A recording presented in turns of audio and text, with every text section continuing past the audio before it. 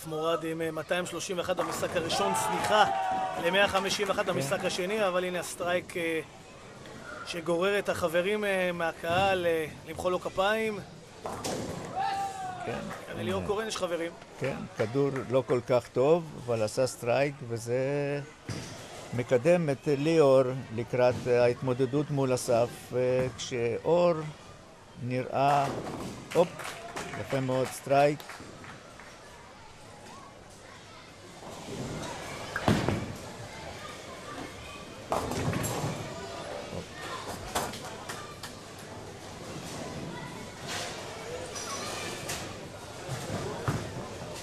תגיד לי, מהניסיון שלך, כשאחד המתחרים זורק, שני האחרים מתפללים שהוא ייכשל, או שאין את זה בבאולינג? אין דבר כזה, כל אחד רוצה לנצח, אני לא יודע מה הוא חושב בפנים. אין אף אחד שדוחף סכין בתוך בובה, עושה איזה וודו קטן. לא, זה לא ככה, זה לא יעזור לו שהוא יתפלל שייכשל, זה לא תלוי בשחקן השני, זה לא כמו בכדורגל שאפשר לשמור, לכסח. תפילות, כן, אם מי שמאמין בזה, זה יכול לעזור לו ולא. אי אפשר פה לעשות שמירה אישית, אי אפשר לעשות אזורית, זה כל אחד לעצמו צריך לעשות משהו יותר סטרייקים, משהו יותר ספרים, משהו יותר נקודות. הנה, מכה טובה של אור, נתנה לו ספליט, וזה נראה לי שממש מוציאה אותו עכשיו מהתחרות. כן, התחיל לברוח מהתמונה. לפינה הזה שמתנדנד, הוא יכול להיות ההבדל בין זכייה באליפות ישראל לבין המקום השני? בדיוק כך.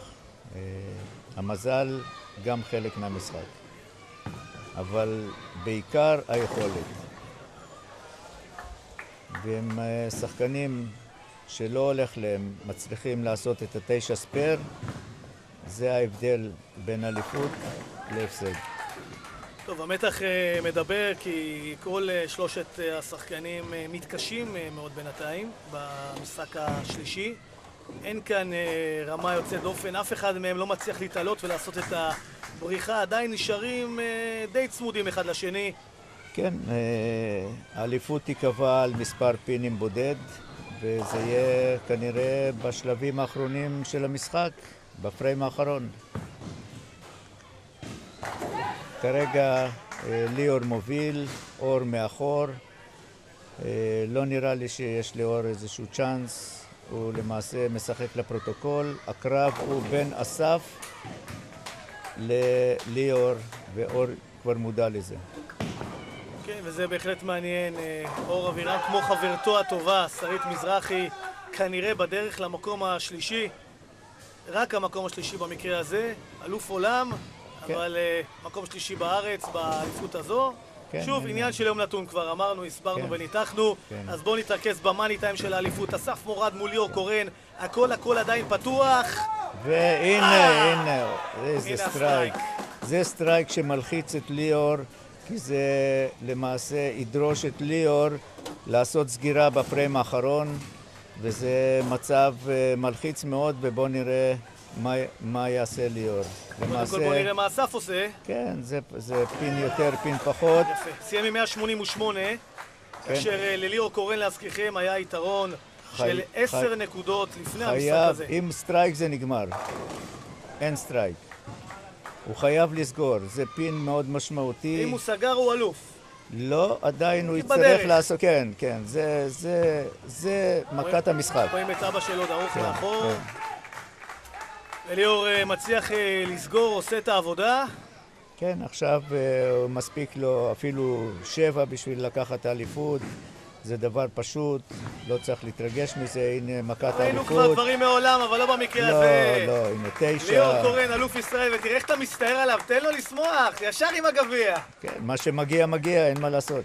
על חודן של 4 נקודות, ליאור קורן, הוא אלוף ישראל לשנת 2014, כל הכבוד. לנצח את אלוף העולם בגמר זה הישג לא קטן, ובאמת זו תחושה מעולה, וזה הישג יפה, במיוחד לאור הגביע היפה הזה. פעם שנייה, אני שמח. באתי נחוש עם מוטיבציה, בגמר ראיתם שהיה צמוד, הייתי חייב לסגור את הספר, ועונה לא קלה הייתי פציעה, לא שחקתי הרבה, ובאתי השנה עם מוטיבציה, אבל לקחת את זה. אז הנה החיבוק מהאבא, גביע כבר בצד, תואר שני לבחור הצעיר הזה, ליאור קורן, שעשה את זה ב-2012, נח שנה אחת וחזר בגדול בשנת 2014 והוא אלוף ישראל בפעם השנייה וגם הוא לא מאמין, כל הכבוד.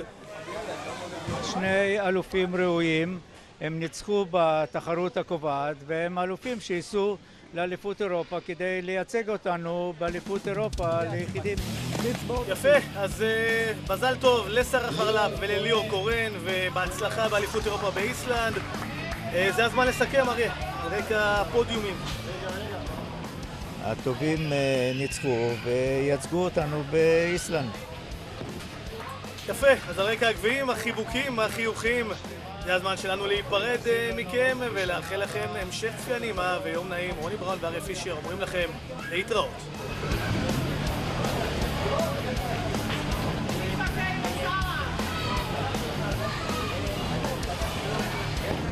אנחנו מודים לירון חנן